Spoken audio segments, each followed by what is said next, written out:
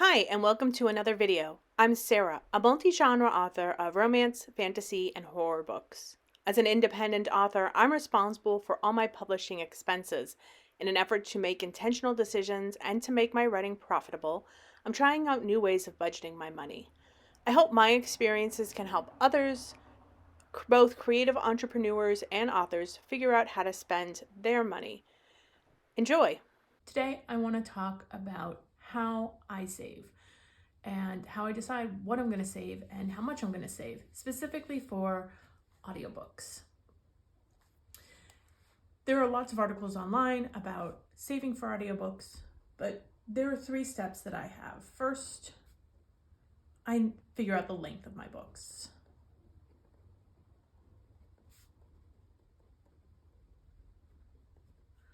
I have a few that I'm saving for, including Modern Persuasion, Pride, Prejudice, and Pledging, Love and War in Woodhouse Hall, Love from Northanger Park's Katie, Unraveling Carrie Woodhouse, Sweeten Up Ginny Darcy, and Harshug. These 3 are 21st Century Austen books. Those are my rom-coms, and they do have audiobooks, but the books are being updated and some do not have human narrated audiobooks. And then Harshug will be the next horror book I write. For this example, I'm going to do Sweeten Up Ginny Darcy because I know that number that has 59,948 words, and Harshug has an estimated 32,000 words. This might change. The next is I determine the cost, and that is cost per hour. Now, the estimation is 9,300 words equals 1 hour of production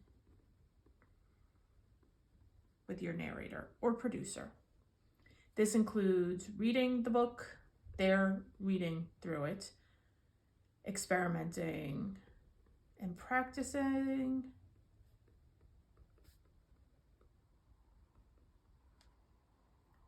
recording, editing,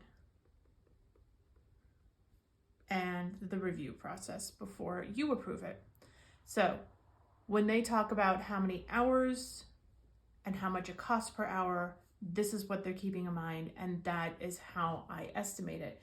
And if you Google how many words count as an hour of audiobook, you can find a number of different breakdowns, and there will be some numbers, but this is the number I go with because it is a conservative estimate. Thus, for the math, Sweeten Up Ginny Darcy will equal 6.45 hours, and Harshug will equal 3.44. I'll round up to 6.5 and 3.5. Third step, I find my narrator. Now at this point, I do have narrators I prefer, and we will be using my rom-com narrator because she is a more expensive and more true to cost than my fantasy narrator.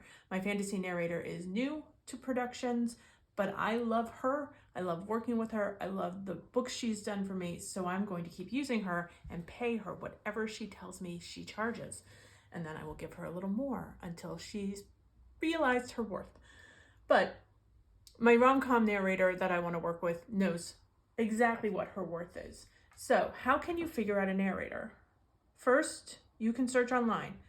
ACX, which I will talk about later, is the Audible self-publishing, self-audiobook arm, and they have a production search. They call them their producers, but well, they do all the work. And you want to figure out how much they charge per hour. Some will have a flat fee, some might not tell you, and some will have a range. So rom-com equals 200 to 400 an hour for me. And no, this is not overpriced. This is very competitive.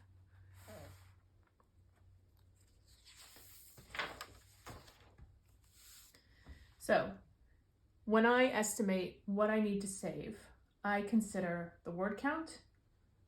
Sweeten Up Ginny Darcy, we said, was 6.5. Harshug equals 3.5. And actually, I'm going to round this up to 7 hours just to be safe. Harshug, because I am typically dealing with a flat fee that she estimates based on what I tell her instead of an hourly rate, it's not so critical. But with Sweeten Up Ginny Darcy, because she has a range, I tend to be very conservative and overestimate how much I will need. So for Sweeten Up Ginny Darcy, 200, 300, and 400 an hour equals 1,400, 2,100, and 2,800. So if I need to save, if she tells me it's going to cost me 200 an hour, I know I need 1,400.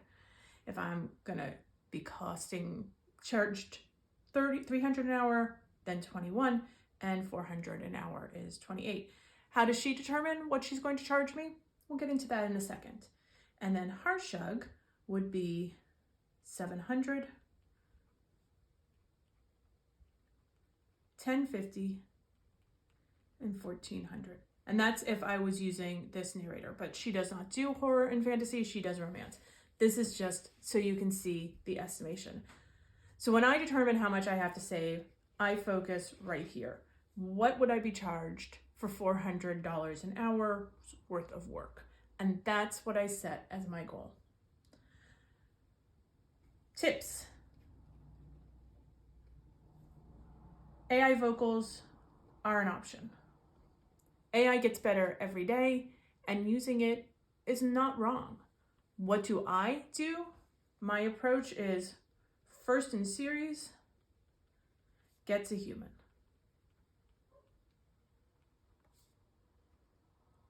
Future books and series, get AI.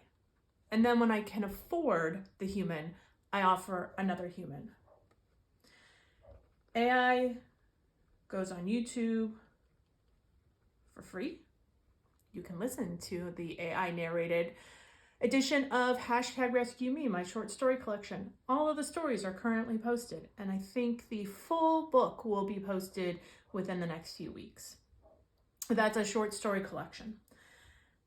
But anytime I use an AI voice, I make a video with it and I put that up on YouTube. Human,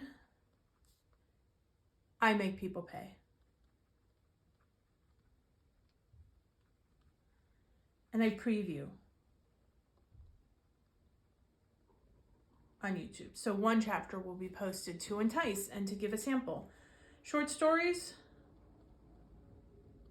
always AI, and on YouTube. Mostly because they're short stories. It's a lot of work and money to just have short stories that not everybody wants to read. And that's why #RescueMe has an AI narrator. If I'm saving for a whole series, which in the case of 21st Century Austen, I currently have 6 books of varying lengths that I would love to have a human narrated audiobook for, but I can't necessarily afford that. So I start with book 1, and then I see if we can make a deal.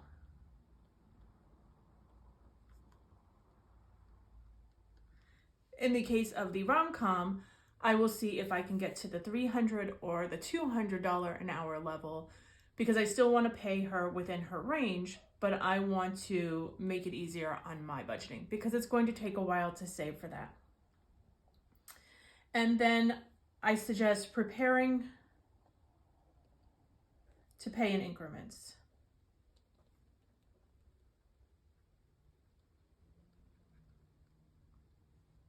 Start with a deposit of 50%. So if you haven't reached the entire savings goal, or you've been budgeted more than you expected, so let's say you budgeted for 300 and then your narrator comes back and says, in this case, 400, I have to figure out $700. But I'm only going to pay a 50% deposit and then pay the rest when the production begins. This way, I have a little more time to make up that difference, but I am personally going to estimate at the 400 or the higher level. You can do the next half split into two. Some might do a 25% halfway, and then the other 25% when completed. Completed means you approve the final audiobook and you have the files on your own personal accessible drive, not one you share with them, one you have on your own. Tips. ACX. This is one you're going to hear a lot from people who think about saving money on audiobooks. And it's their royalty share. I've done royalty share. I've done it for quite a few books. And I'll say this, for you, the author, it is a great save for money. You don't have to put anything down. You will split the royalties 50% with your narrator and 50% for you. But Audible, which is ACX, which is Amazon, takes a huge cut of your audiobook. In fact, whether you go through their royalty share or not, Amazon's going to take a huge cut and they have total pricing control. If you are really stretched thin and you need to do this, you can put down a deposit.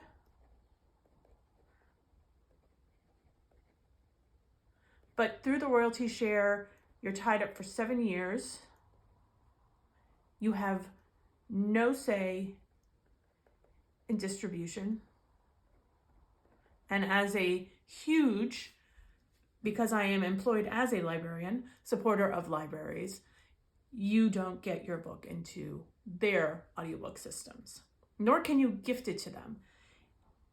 ACX puts it in Audible, Amazon, and iTunes / iBook for Apple. That's it. Nowhere else. And no, you can't sell it on your webpage. One thing I did was buyout. I wanted to regain control. I was editing books and I offered my narrators a buyout and they were very gracious to accept it. But I could only do that because I had had a big investment that I decided needed to go to dealing with this so that I could regain control of those audiobooks. Do this if you have no other choice, but my suggestion is saving and paying outright. Pay your team. You might start working with a narrator and producer, but it might not work out. Make sure you give them something for their time and effort.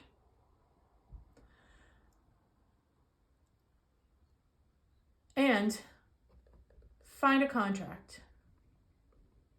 There are a few templates that you can Google for. I can make one available if people are interested in the template that I used for my latest one. There are things you should consider in a contract. Lay out the termination. What happens when you're not happy? What happens when they're not happy? What is the cost per finished hour? Don't let them give you a range. Make them give you an exact dollar when it comes to the contract. Explain the recording plans.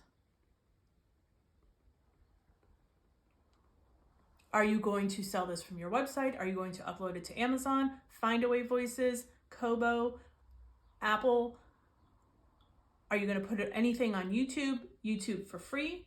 While this is yours to do with once you have paid them, being transparent is always nice. Specifics about payment.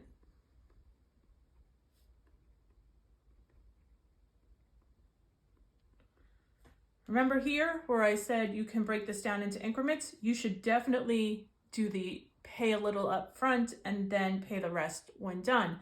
But break down those specifics in that contract. And how will you exchange files?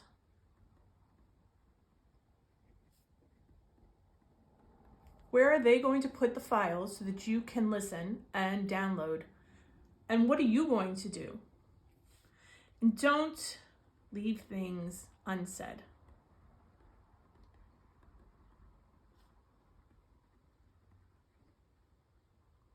Make sure you're communicating. This is a protection for both of you. So laying it out in negotiation is not a problem. Just be upfront about what you need. So this is what I think of when I think of saving for audiobooks. And I'm about to launch my first challenge about saving for audiobooks. And it's going to be to save $1,500. While Sweeten Up Ginny Darcy is going to cost more than that, I expect. The first one I'm saving for is Modern Persuasion, the first book in my Austen series, because I've already paid for my first fantasy book, Help Wanted New Devil. That's already been put aside.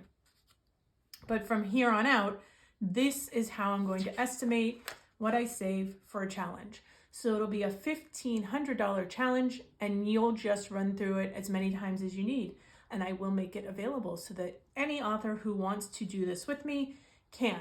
Another option is to do the 100 envelope challenge if you have time and can save. That's going to get you about $5,000 when you complete it, however long that takes you. So that is another option. And might I add, this works the same if you're looking to get your book translated. How much do they charge per word instead of cost per finished hour? And how many languages?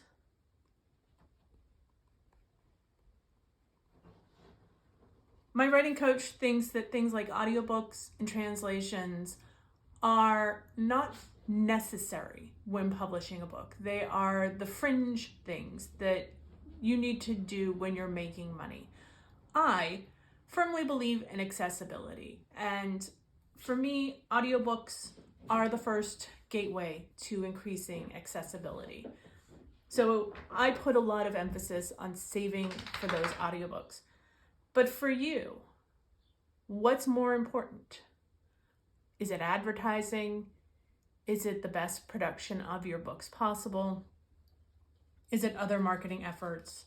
Is it translations? So the people you know who speak another language might be able to read your words in their natural native tongue. Or is it audiobooks? I hope this helps you break down what you would pay for an audiobook so you can estimate if you can save enough to afford it. Thanks for watching this video. I'd love to hear your thoughts on how you save for audiobooks or how you get them recorded on your budget. Please leave your comments down below. Subscribe to this channel if you want to see more videos like this, and click the bell so you get notified when new ones come out. And if you liked this and want to make sure I make more videos like this, please like it so that I can see that this is enjoyed by others. Thanks, and I hope to see you in the next video.